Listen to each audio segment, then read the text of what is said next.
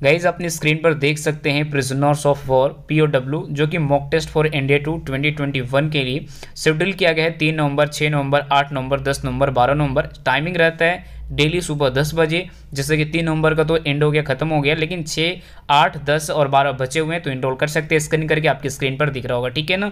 उसके बाद गए यहाँ पे रुद्रा एयरफोर्स एक्स ग्रुप के भी बैच आ चुका है जो कि कंप्लीट बैच कोर्स है, इंडिया के नंबर 1 एजुकेटर मिलते हैं। और ये बैच 3 नवंबर से लेकर 10 जनवरी तक चलेगा, जो कि बैच स्टार्ट है।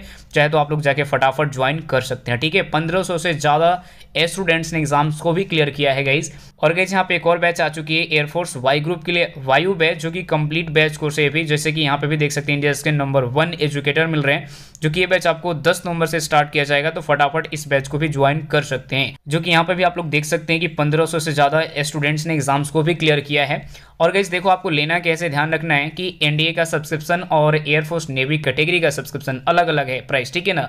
तो आपको एक कोड डालना होगा GZT10, 10% डिस्काउंट लेने के लिए आप कोड को अप्लाई करिए और 10% डिस्काउंट लीजिए, ठीक है ना। तो सबका अलग अलग प्राइस है, ध्यान रखिएगा। नेवी का अलग प्राइस है, एनडीए का अलग प्राइस है, इस चीज़ को ध्यान रखना, ठीक है। तो फटाफट जाइए, अपना कोड यूज़ करिए GZT10 और 10% डिस्काउंट लीजिए। ऑनलाइन अकेडमी में मेरा डेली 4 क्लासेस होती है, उसे भी ज्वाइन करिए फ्री, बिल्कुल। Thank you so much friends, कैसे हैं आप लोग? आई होप कि आप सभी लोग ठीक होंगे। तो मेरा नाम है महेश और आप देख रहे हैं हमारे यूट्यूब चैनल ज्ञान ज्योति आशीष ट्यूटोरियल। तो दोस्तों, आज हम लोग करने वाले हैं नेवी एयरफोर्स से रिलेटेड जीके के मोस्ट इंपॉर्टेंट क्वेश्चन, जो आपके एग्जाम के लिए बिल्कुल इंपॉर्टेंट होंगे। तो चलिए शुरू करते हैं। और वीडियो को शुरू करने से पहले मैं आपको ये भी बता दूं कि अगर आप इस वीडियो की पूरी PDF डाउनलोड करना चाहते हैं तो हमारे इस वीडियो के डिस्क्रिप्शन बॉक्स में टेलीग्राम और इंस्टाग्राम दोनों का लिंक दे दिया गया है। तो सबसे पहले आपको क्या करना होगा, टेलीग्राम चैनल ज्वाइन करना है और वहां से सारे वीडियो PDF फाइल को डाउनलोड कर सकते हैं, ठीक है। तो चलिए शुरू करते हैं। और यहाँ पर देखेंगे पहला क्वेश्चन आप लोगों के स्क्रीन के ऊपर ये है। पहला क्वेश्चन ये कि भारत में कार्यकारी प्रमुख किसे माना जाता है। तो नीचे में आपको 4 ऑप्शन दिए गए हैं। ऑप्शन ए में है प्रधानमंत्री, ऑप्शन बी राष्ट्रपति, ऑप्शन सी मुख्य न्यायाधीश और ऑप्शन डी राज्यपाल। तो यहाँ पे क्वेश्चन नंबर 1 का राइट आंसर क्या हो जाएगा, ऑप्शन नंबर ए हो जाएगा। ए में हमारे पास क्या है, प्रधानमंत्री हो जाएगा राइट आंसर, ठीक है। जो हमारे भारत में कार्यकारी प्रमुख होते हैं वो हम किसे मानते हैं, तो वो हम राष्ट्रपति को नहीं, सिर्फ और सिर्फ प्रधानमंत्री को मानते हैं। यानी इस क्वेश्चन का right answer option number A हो जाएगा, ठीक है। अब आगे बढ़ते हैं, हमारे पास अगला क्वेश्चन प्रश्न संख्या 2 आपके स्क्रीन के ऊपर ये है कि कोणार्क मंदिर का निर्माण किसने कराया था। तो नीचे में आपको 4 ऑप्शन दिए गए। ऑप्शन ए में है राजा कुलशुंगा, ऑप्शन बी नरसिंह देव प्रथम, ऑप्शन सी विष्णु गोपा और ऑप्शन डी में है महिपाल। तो यहाँ पे क्वेश्चन नंबर 2 का राइट आंसर क्या हो जाएगा, ऑप्शन नंबर बी हो जाएगा। बी में हमारे पास क्या है, नरसिंह देव प्रथम हो जाएगा राइट आंसर, ठीक है। जो कोणार्क मंदिर है उसका निर्माण सिर्फ और सिर्फ नरसिंह देव प्रथम ने करवाया था। यानी इस क्वेश्चन का राइट आंसर क्या हो जाएगा, ऑप्शन नंबर बी हो जाएगा, ठीक है। अब आगे बढ़ते हैं, हमारे पास अगला प्रश्न प्रश्न संख्या 3 आपके स्क्रीन के ऊपर ही है और ये भी क्वेश्चन बिल्कुल इंपॉर्टेंट है। सवाल यह है कि निम्नलिखित में से कौन सा एक किसी मृत व्यक्ति का स्मारक नहीं है। तो नीचे में आपको 4 ऑप्शन दिए गए हैं। Option A Bibi ka Maqbara, option B Taj Mahal, option C Char Minar और ऑप्शन डी में है इत्माद उद दौला।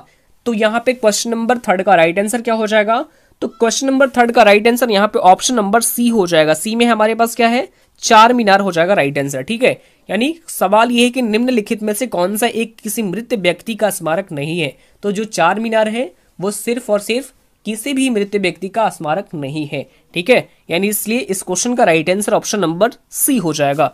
आगे बढ़ते हैं, हमारे पास 4 नंबर क्वेश्चन प्रश्न संख्या 4 आपके स्क्रीन के ऊपर है कि सम्राट अशोक किसके उत्तराधिकारी थे। ऑप्शन ए में है Chandragupta Maurya, option B Bindusara, option C Susima और ऑप्शन डी में है दशरथ। तो क्वेश्चन नंबर 4 का यहाँ पे right answer option number B हो जाएगा। बी में हमारे पास क्या है, बिंदुसार हो जाएगा राइट आंसर, ठीक है। जो सम्राट अशोक थे वो किसके उत्तराधिकारी थे, तो सिर्फ और सिर्फ बिंदुसार के उत्तराधिकारी थे। Right answer option number B हो जाएगा। आगे बढ़ते हैं, हमारे पास 4 नंबर हो गया। 5 नंबर क्वेश्चन 5 नंबर प्रश्न आपके स्क्रीन के ऊपर ये है कि निम्नलिखित में से कौन सा एक कोशिकीय जीव का उदाहरण है। ऑप्शन ए में है protozoa, option B anthropoids, option C में है एनिडोडोमर्स और ऑप्शन डी में है एनेलिडिस। तो यहाँ पे क्वेश्चन नंबर 5 का राइट आंसर क्या हो जाएगा, ऑप्शन नंबर ए हो जाएगा। ए में हमारे पास क्या है, प्रोटोजोआ हो जाएगा राइट आंसर, ठीक है। यानी निम्नलिखित में से कौन सा एक कोशिकीय जीव का उदाहरण है, तो ये प्रोटोजोआ हो जाएगा राइट आंसर, ठीक है। आगे बढ़ते हैं हमारे पास 6 नंबर प्रश्न। प्रश्न संख्या 6 यहाँ पे बिल्कुल आपको ध्यान से देखना होगा, क्योंकि बता दो कि ये जो सवाल है इन सभी सवालों से जितने भी एक्स्ट्रा फैक्ट निकल के आएंगे वो आपको नोट करना होगा, और साथ साथ में जो भी मैं बताऊंगा या फिर नोट नहीं करेंगे तो आपको याद करते हुए चलना होगा, ठीक है। तो यहाँ पे देखेंगे प्रश्न संख्या 6। प्रश्न संख्या 6 आपके स्क्रीन के ऊपर ये है कि हाल ही में विश्व नगर दिवस ये कब मनाया गया है। तो देखिए ये अभी हाल ही में मनाया गया है 31 अक्टूबर को, यानी इस क्वेश्चन का right answer option number D हो जाएगा, ठीक है। ये कब मनाया गया है, 31 अक्टूबर को मनाया गया है, ठीक है। तो देखिए जो ये यूनाइटेड नेशन है, यानी जो यूएन है, यानी कि जो संयुक्त राष्ट्र हम हिंदी में बोल सकते हैं, इसने 2014 में 31 अक्टूबर को वर्ल्ड सिटी डे के रूप में मनाने की घोषणा की थी। और इस बार जो विश्व नगर दिवस मनाया गया है इसका ये 7वां एडिशन है। कौन सा एडिशन है, 7वां एडिशन है। ये भी आपको यहाँ पे याद रखना होगा, ठीक है। तो अब यहाँ पे हम किसके बारे में डिस्कस करेंगे, तो यहाँ पे बाकी के जो ऑप्शन दिए गए इन सभी के बारे में डिस्कस कर लेते हैं, ठीक है। तो 27 अक्टूबर को कौन सा दिवस मनाया गया है, तो ये मनाया गया world audio visual heritage day. ये मनाया गया है 27 अक्टूबर को, जबकि 28 अक्टूबर को मनाया गया है इंटरनेशनल एनिमेशन डे, ठीक है। और 29 अक्टूबर को मनाया गया है यहाँ पे वर्ल्ड स्टॉक डे। कौन सा दिवस, वर्ल्ड स्टॉक डे, ये आपको 29 अक्टूबर को मनाया गया है। तो इन सभी डे के बारे में आपको बिल्कुल यहाँ पे याद रखना होगा, ठीक है। अब आगे बढ़ते हैं हमारे पास अगला प्रश्न। प्रश्न संख्या 7 आपके स्क्रीन के ऊपर ये है कि हाल ही में किस राज्य के मुख्यमंत्री ने धरणी पोर्टल लॉन्च किया है। तो देखिए ये अभी हाल ही में लॉन्च किया गया है, जो तेलंगाना के मुख्यमंत्री हैं जिनका नाम है के चंद्रशेखर राव, इन्हीं के द्वारा इस पोर्टल को लॉन्च किया गया है, ठीक है। यानी इस क्वेश्चन का right answer option number B हो जाएगा। जो तेलंगाना के मुख्यमंत्री हैं जिनका नाम क्या है, के चंद्रशेखर राव, इन्हीं के द्वारा इस एप्लीकेशन को लॉन्च किया गया, ठीक है। और ये जो एप्लीकेशन है ये किन के लिए लॉन्च किया गया है, तो ये सिर्फ और सिर्फ भूमि और संपत्ति का जो पंजीकरण होता है उसी के लिए ये धरणी पोर्टल लॉन्च किया गया है तेलंगाना के मुख्यमंत्री के द्वारा। अब यहाँ पे हम बात करें तेलंगाना के बारे में, तो राजधानी क्या है, तेलंगाना की राजधानी है हैदराबाद। कहाँ पे है, हैदराबाद, और जो कि मूसी नदी के किनारे बसा हुआ है। ये भी आपको यहाँ पे याद रखना होगा। अब आगे बढ़ते हैं हमारे पास 8 नंबर प्रश्न। प्रश्न संख्या 8 आपके स्क्रीन के ऊपर ये कि हाल ही में किसे इंटरनेट के लिए सिक्योर एप्लीकेशन जिसका नाम है SAI नामक मोबाइल एप्लीकेशन विकसित किया गया है। तो देखिए ये अभी हाल ही में लॉन्च किया गया है इंडियन आर्मी के द्वारा। इस क्वेश्चन का right answer option number C हो जाएगा, ठीक है, इंडियन आर्मी के द्वारा। तो देखिए ये एक मैसेजिंग एप्लीकेशन है और ये एप्लीकेशन इंटरनेट पर एंड्रॉयड प्लेटफॉर्म के लिए यानी end to end safe voice text और वीडियो कॉलिंग सर्विस प्रोवाइड कराएगी, जैसे कि लॉन्च किया गया है इंडियन आर्मी के द्वारा। अब यहाँ पे हम इंडियन आर्मी के बारे में बात करें तो इसकी स्थापना की गई थी 1 अप्रैल 1895 में। कब की गई थी, 1 अप्रैल 1895 में इंडियन आर्मी की स्थापना की गई थी और इसका हेडक्वार्टर आपको नई दिल्ली में स्थित है, ठीक है। और प्रेजेंट टाइम में इसके अध्यक्ष कौन है, तो ये हैं मनोज मुकुंद नरवणे, ठीक है। ये आपको यहाँ पे याद रखना होगा। और इंडियन आर्मी डे ये कब मनाया जाता है, तो ये सिर्फ और सिर्फ 15 जनवरी को मनाया जाता है। हर साल इंडियन आर्मी डे 15 जनवरी को मनाया जाता है। ये भी आपको यहाँ पे याद रखना होगा, ठीक है। अब आगे बढ़ते हैं हमारे पास 9 नंबर प्रश्न। प्रश्न संख्या 9 आपके स्क्रीन के ऊपर है कि हाल ही में चीन किस क्षेत्र में दुनिया का सबसे अधिक ऊंचाई वाला क्लाउड कंप्यूटिंग डाटा सेंटर बना रहा है। तो देखिए ये भी क्वेश्चन बिल्कुल इंपॉर्टेंट है। तो चाइना के द्वारा ये बनाया जा रहा है तिब्बत में। कहाँ पे बनाया जा रहा है, तिब्बत में बनाया जा रहा है। इस क्वेश्चन का right answer option number B हो जाएगा, ठीक है। अब यहाँ पे हम बात कर लेते हैं सबसे पहले चाइना के बारे में। तो चाइना जो है वो क्षेत्रफल की दृष्टि से यानी पूरे एशिया का सबसे बड़ा देश है। यानी चाइना की कैपिटल क्या है, कैपिटल है बीजिंग। चाइना की कैपिटल बीजिंग है, करेंसी रेनमिनमी है और वहाँ के जो प्रेसिडेंट है वो सी जिनपिंग है। ये भी आपको यहाँ पे याद रखना होगा, ठीक है। आगे बढ़ते हैं हमारे पास 10 यानी 10 नंबर प्रश्न। प्रश्न संख्या 10 आपके स्क्रीन के ऊपर ये है और ये भी क्वेश्चन बिल्कुल इंपॉर्टेंट है, ध्यान से देखिएगा। प्रश्न संख्या 10 कि हाल ही में नरेंद्र मोदी जी ने देश के लिए राज्य में आरोग्य वन का उद्घाटन किया है। तो ये कहाँ किया है, तो देखिए इसका उद्घाटन अभी हाल ही में किया गया है गुजरात राज्य में। ऑप्शन बी ए हो जाएगा राइट आंसर, ठीक है, गुजरात राज्य में किया गया है, ठीक है। अब ये जो टर्म लिखा हुआ है आरोग्य वन, इस वन की जो खासियत है ये क्या है, तो देखिए इस वन में यानी तकरीबन बता दो कि लगभग 5 लाख से अधिक टोटल 5 लाख से भी अधिक पौधे लगाए गए हैं और जिसका नाम है आरोग्य वन, और इसी वन का उद्घाटन किया गया है गुजरात में। तो सबसे पहले गुजरात के बारे में डिस्कस कर लेते हैं। तो गुजरात जो कि बता दूं कि गुजरात की राजधानी तो गांधीनगर है, जो कि गृह मंत्रालय अमित शाह जी का भी निर्वाचन क्षेत्र भी है, ये आपको याद रखना होगा। मुख्यमंत्री है विजय रूपानी, राज्यपाल है आचार्य देवव्रत और वहां के जो मुख्य न्यायाधीश हैं ये है जस्टिस विक्रम नाथ। ये भी आपको यहाँ पे याद रखने होंगे, ठीक है। आगे बढ़ते हैं, हमारे पास 11 यानी 11 नंबर प्रश्न। प्रश्न संख्या 11 आपके स्क्रीन के ऊपर ही कि हाल ही में गुजरात के किस जिले में भारत की पहली सी प्लेन सर्विस की शुरुआत की गई है। सी प्लेन सर्विस की शुरुआत की गई है। तो देखिए, इस सी प्लेन सर्विस सेवा की शुरुआत पहले ही कर दी गई थी, लेकिन इसकी शुरुआत अभी हाल ही में की गई है गुजरात के नर्मदा जिले से। ऑप्शन नंबर यहाँ पे क्या हो जाएगा, सी हो जाएगा राइट आंसर। गुजरात के नर्मदा जिला से इस सी प्लेन की शुरुआत की गई है और ये जो सर्विस है ये अहमदाबाद के साबरमती रिवर से, आपको बता दूं गुजरात के केवड़िया यानी केवड़िया कॉलोनी तक यानी इसका स्टेशन जाएगा, ठीक है। और ये बता दूं कि ये आपको ये टोटल जो ये किया गया है ये क्या है, सी प्लेन है और यहाँ तक सर्विस ये प्रोवाइड कराएगी और इसी का उद्घाटन किया गया है प्रधानमंत्री माननीय प्रधानमंत्री नरेंद्र मोदी जी के द्वारा गुजरात के कौन से जिले में, तो नर्मदा जिले में। ऑप्शन सी हो जाएगा राइट आंसर, ठीक है।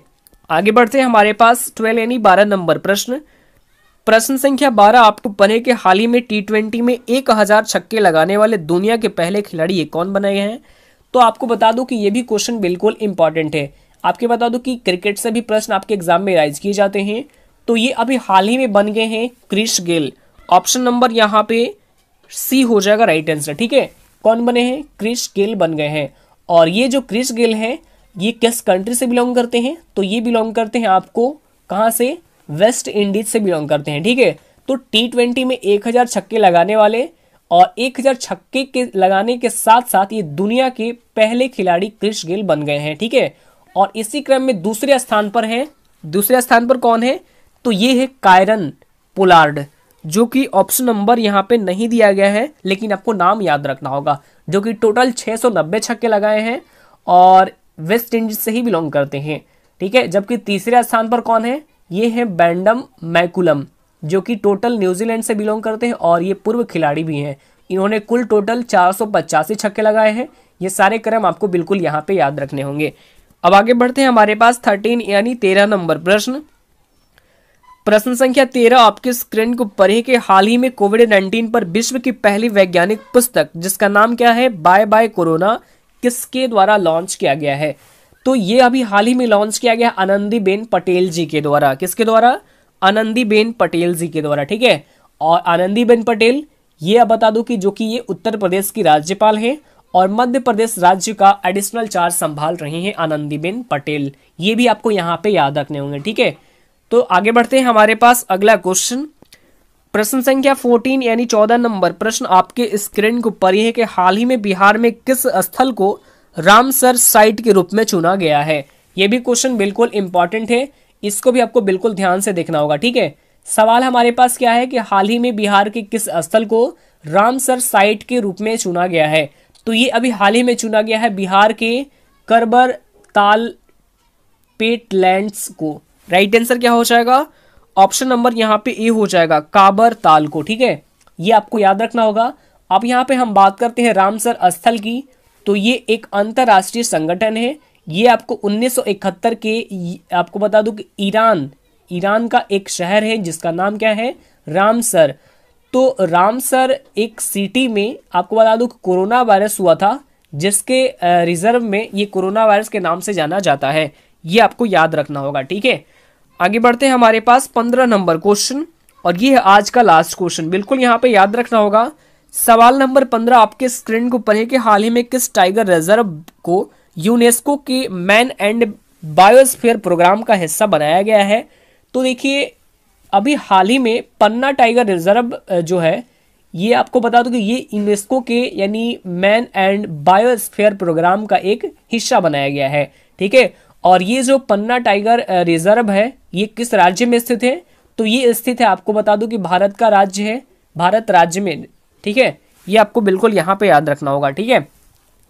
और ये भारत का टोटल 229 टाइगर रिजर्व है, जबकि टोटल इसका एम यानी जो इसका 5वां टाइगर रिजर्व है ये आपको कहाँ इसकी स्थापना की गई थी, 1980 में ही की गई थी। ठीक है, अब यहाँ पे ये भी याद रखना होगा, Dudhwa tiger reserve, Kanha tiger reserve, ये सभी स्थित है इसी में। ठीक है, तो ये भी आपको बिल्कुल यहाँ पे याद रखना होगा। तो आज के लिए इतना ही, और अगर आपको ये वीडियो अच्छा लगा तो वीडियो को लाइक कीजिए, कमेंट कीजिए और अपने स्टडी ग्रुप में एटलीस्ट एक शेयर भी कर दीजिए। ठीक है, तो आज के लिए इतना ही, फिर मिलते हैं नेक्स्ट वीडियो में। धन्यवाद।